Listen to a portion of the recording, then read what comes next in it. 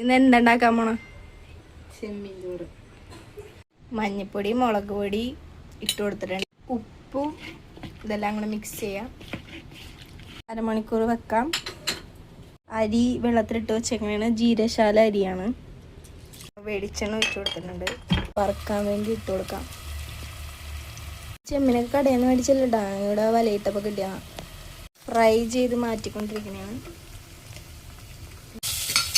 കറുവപ്പട്ട എന്ത് സാധനം നോക്കാം.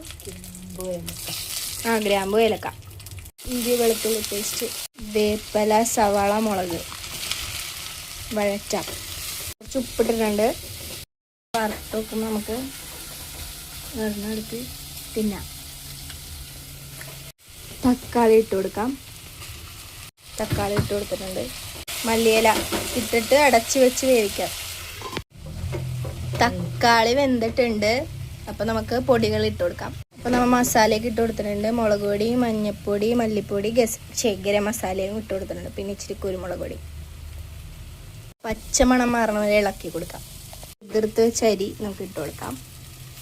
നല്ലോണം മിക്സ് ചെയ്യാം. കുറച്ച് തേങ്ങ ഇട്ട് കൊടുക്കാം. ചിരവി വെച്ച തേങ്ങ ഇട്ടിട്ട് മിക്സ് ചെയ്യാം. അരിക്ക് 3 കപ്പ് വെള്ളം തിളപ്പിച്ച് അതിലേക്ക് ഒഴിക്കും. ഇപ്പോൾ 2 കപ്പ് അരിക്ക് 3 കപ്പ് വെള്ളം ഒഴിച്ചിട്ടുണ്ട്. ഇനി ഇത് തിളപ്പിച്ച വെള്ളമാണ്. ഉപ്പും കൂടി ഇട്ടിട്ടുണ്ട്. തിളച്ചതിന് ശേഷം സിമ്മാക്കണം. അടച്ച് വെക്കണം കുറച്ച് നേരം. പിന്നെ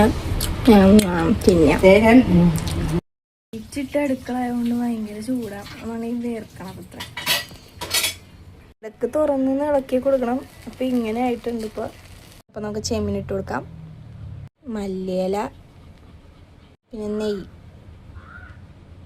അപ്പം നമ്മുടെ ചെമ്മീൻ ചോറ് റെഡി ആയിട്ടുണ്ട്.